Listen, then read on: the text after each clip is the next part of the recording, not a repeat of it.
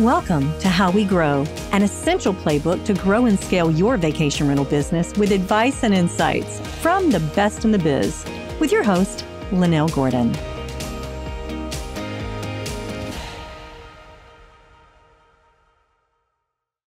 Welcome to How We Grow, the vacation rental show. And this morning, I'm really excited to have Tom Goodwin on. He is incredibly experienced in vacation rentals. He has a company business, been there for 50 years or so. He's run very large companies. He is extraordinarily experienced in taking care of customers. And Tom, we're really excited to have you here. Thank you so much. I'm glad to join you. So we want to start out by telling a story about a homeowner and a guest. So let's talk about, which do you want to start with, your guest or your homeowner? Well, let's start with the homeowner, and I guess I would just say it collectively as homeowners.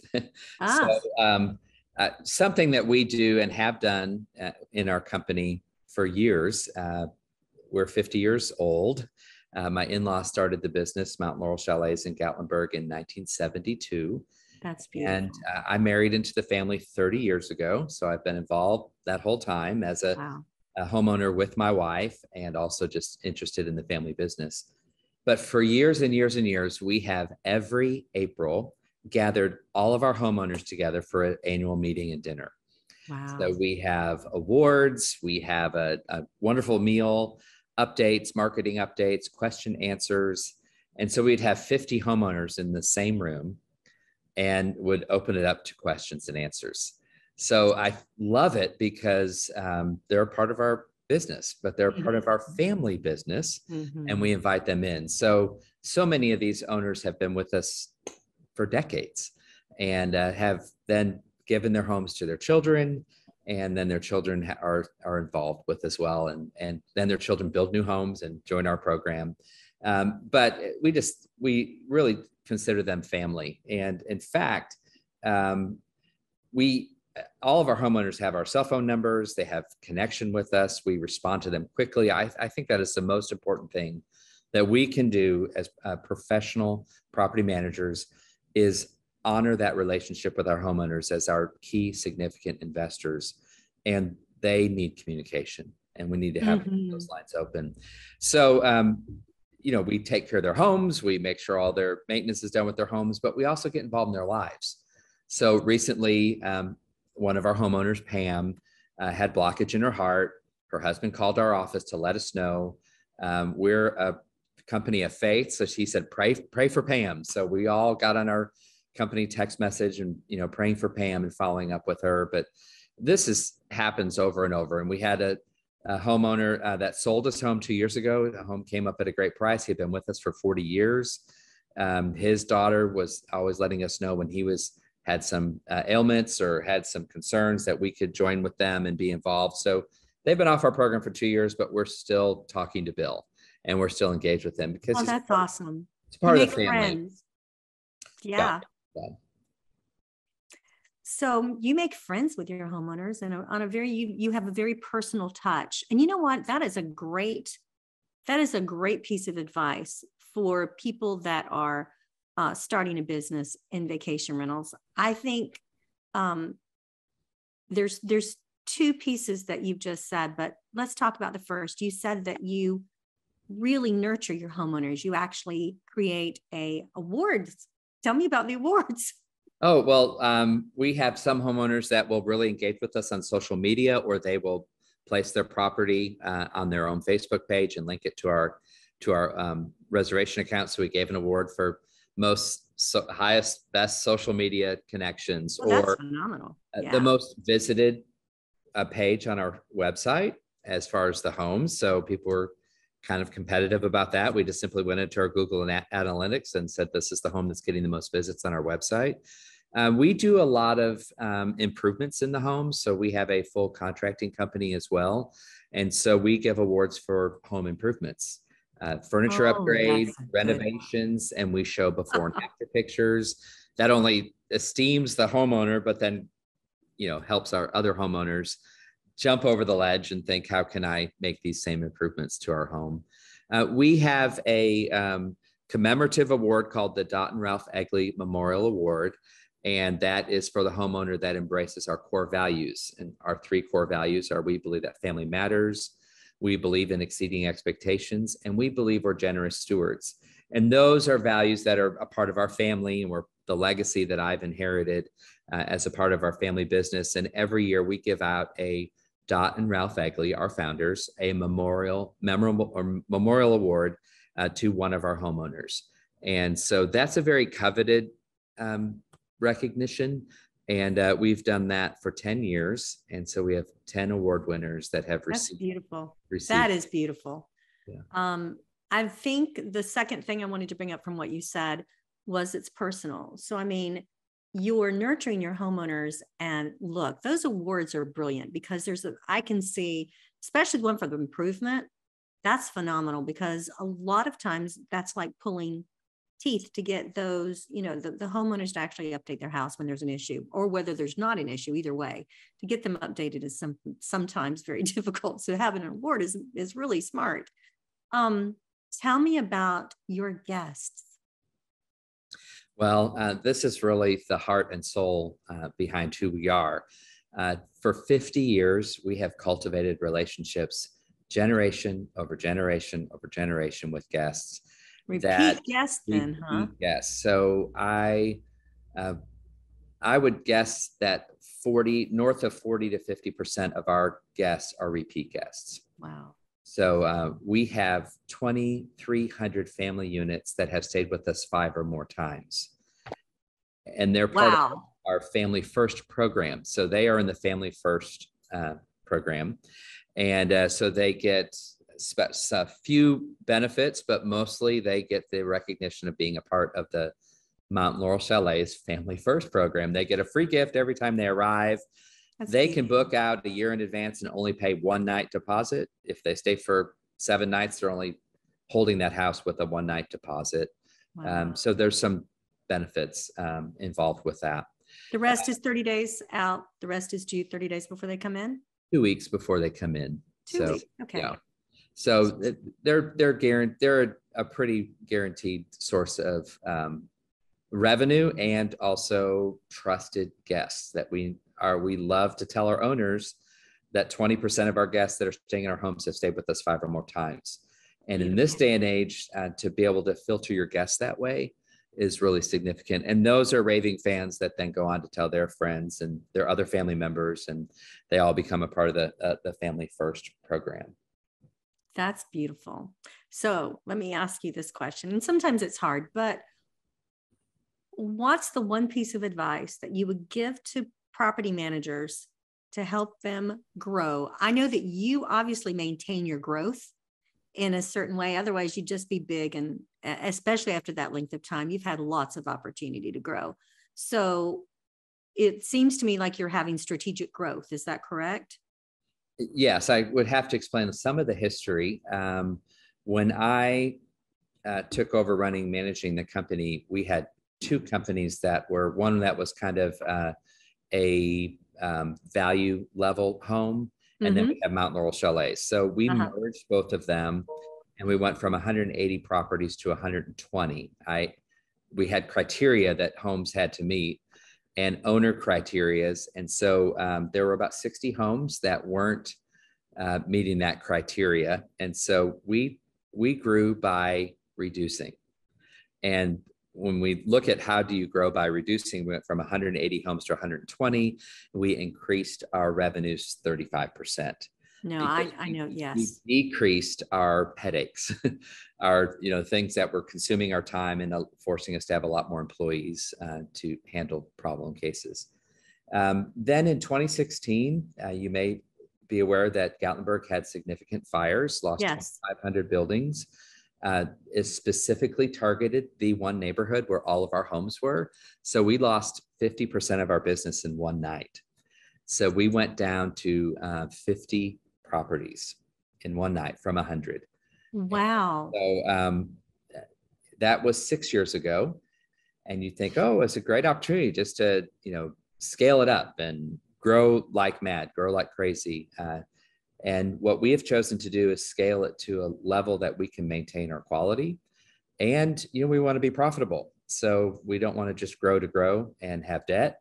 So we have no debt and we have great growth, and it's been slow and steady. So we're about 70 properties now, and employing still all of our employees, and making sure that they have a great viable job and a contribution, and giving back to the community.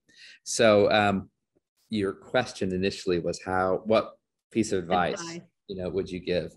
I think you really need to, anyone that's beginning their business needs to be grounded in their core values. And I think that is essential, because I think our core values for us as a company guide everything that we do. They guide how we treat our employees, our guests, our homeowners, how we handle finances, how we respond in marketing, what's our integrity, and things that our values really ground us. And so if your values is, I just want to make a quick buck and I want to get rich quick, then live according to that value and run your business, like that. That's not something I would recommend, but there are business models that would help accomplish that. If your core values are, I want to have a significant impact in this community and the environment and the relationships that I'm having, then you really need to steward your efforts in that direction. I think you have to have more than just wanting to make money. There has to be a deeper why as to what you're doing, because you can make money in a lot of opportunities, and vacation rentals right now is the sexy place to be. It's everyone overnight, I can make $1 million. It's hard work, and that will change in 18 months or 3 years or 6 years. But what won't change is, what are your core values? What are the things that are most important to you? And I encourage anyone in any type of business to really get honest with themselves and go into the deeper why questions in their life and think, okay, why am I here? What do I want to do? What's the impact do I want to have? And then form your business around those core values. That's great advice. It is. And culture is so very important. I have a friend of mine who has a very large property management company, and it encompasses many states and countries, actually. And that's what they're all about, is core values and culture. Yes. And they've grown from that. And his passion is helping people, period. And you can see that in how he's grown his business. So I agree with you 100%. That's great advice. And you can spot those people out a mile away. I think I know who you're talking about. So it's when you have that grounding, and when you're really established in that, you're not a fly by night. You're going to weather the storms. You're going to weather the difficulties, and you're going to be investing in people, which is your greatest resource. That's right. Exactly. So he invests in a ton of training because of that. He wants everybody to understand and make sure they are fit. If you could give one piece of advice for something that, I'm not going to say a mistake, but we know that we grow. The only time we grow, and I try to tell this to my son, when you grow from a mistake, don't beat yourself up about it. But it's the only way you can grow. You don't grow without making mistakes. And as young people, we know that. As we get older, we see that. So what's the one thing that you would do a little differently now in your vacation rentals to that you might give advice to someone who is maybe making that mistake now? My executive coach always tells me, Tom, hope is not a strategy. And then I follow that up with reality is your friend, and so I think when you're running a business, you need to look at what is the financial impact, and how's your cash flow, and not just, so many of us are altruistic and visionaries and would make a difference in people's lives. That's true. You have no cash to do that. Look at the P&L occasionally is what you're saying. Yes. Weekly. Keep a strong eye on your financials. Pay someone to accommodate you if that's a weakness for you. Don't ignore the financial reality, because it will sink your ship. Yeah. And so, we faced a fire. We lost 50% of our business. Wow. We've had different situations that threw us for a curve. But if you don't have a strong sense of grounding of where you are financially, then the rug will be taken out from underneath you, and then you won't have a leg to stand on. So it's very important. I think I do have 3 daughters that have CPAs. I am not financially, I've grown greatly. But obviously you taught it. Last 10 years, I feel like I've gotten an MBA of understanding business financials, but it's because I've brought experts alongside me and people that are much more gifted and talented in that and ask the hard questions. And do remember that truth and reality is your friend. This episode of How We Grow is brought to you by Blue Tent. Blue Tent is proud to offer digital marketing solutions for vacation rental professionals. Expand your visibility to new travelers and book more guests with the team at Blue Tent. Featuring direct booking sites, email marketing, digital marketing, channel management, and more. Discover what Blue Tent can do for your short-term rentals at bluetent.com. You know, this is really interesting because almost everyone that I've had on my podcast, almost every single one. Now, you've said 2 important things. You said, make sure you pay attention to financial health. The second thing you said is, if you're not good at it, bring someone else in. That piece of advice is the most common piece of advice that very successful people like yourself have been giving to people who are just starting. If you don't do it well, hire someone else that does it well. Yes. So I am really excited to have had you here. Is there anything else that you think perhaps that your company does incredibly well that you'd like to share? Sure. I think that we're always thinking of new iterations of how can we tell a better story. And in light of the market, you can have great pictures on your website and you can pay all the Google AdWords that you want. But what it really comes down to is telling a story that resonates with the hearts of people. And that story begins before they're looking at you at booking, but it also travels with them throughout your entire booking experience. And so we're always looking for opportunities to engage with the story behind the face. So everyone has a drama that's going on in their life. And there's always a story to tell. And I think they're oftentimes beautiful stories. Yeah. And so how we can tell our Mount Laurel story is important, but also engage with other people's stories. So we invest a lot in marketing and creative ideas to do that. Right now, we're in the middle of a holiday card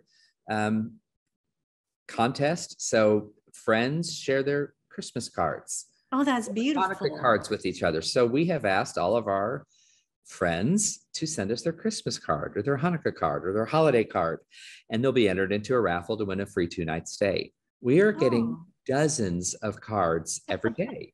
And this is my wife's idea. She said, well, they're part of the family. So we share our cards. So every year we hang up all of our holiday cards in all the doorways of our home. And we're doing the same thing at our office. And so it kills a lot of birds with one stone. It makes people feel a part, but we're getting their photos. We're getting their names. We're entering them. We're clarifying that they were a part of this program. We're sending them our Christmas card. So there's that heart-to-heart connection. So always look for opportunities to humanize this business and to personalize it. And I think that's what the great opportunity we have in hospitality. The opportunities are endless of how we can engage with people's stories and with their journeys. So always look for opportunities to do that. And we try to do that just through our storytelling on our social media posts and our blog posts. And so I think there's always opportunity to grow in that. But that's something I love that is a part of our brand. Okay, now that's a beautiful picture to end with, because in my family, we as well would hang up all of our holiday cards. We would hang them across the fireplace and across the doorways as well. Exactly. That's and it's a beautiful reminder of friends and family at holiday times. So that's a beautiful picture. Thank you so much, Tom, for sharing. I'm really grateful to have you on the show, and I hope that you'll come back and offer some advice another time. Okay, I'd be happy to. This episode of How We Grow was brought to you by Blue Tent Marketing. To find out more about how Blue Tent Marketing can help grow your vacation rental business, visit bluetent.com. Make sure to search for How We Grow in Apple Podcasts, Spotify, and Google Podcasts. or anywhere else podcasts are found, and hit subscribe so you never miss an episode. On behalf of the team here at Inhabit, thanks for listening.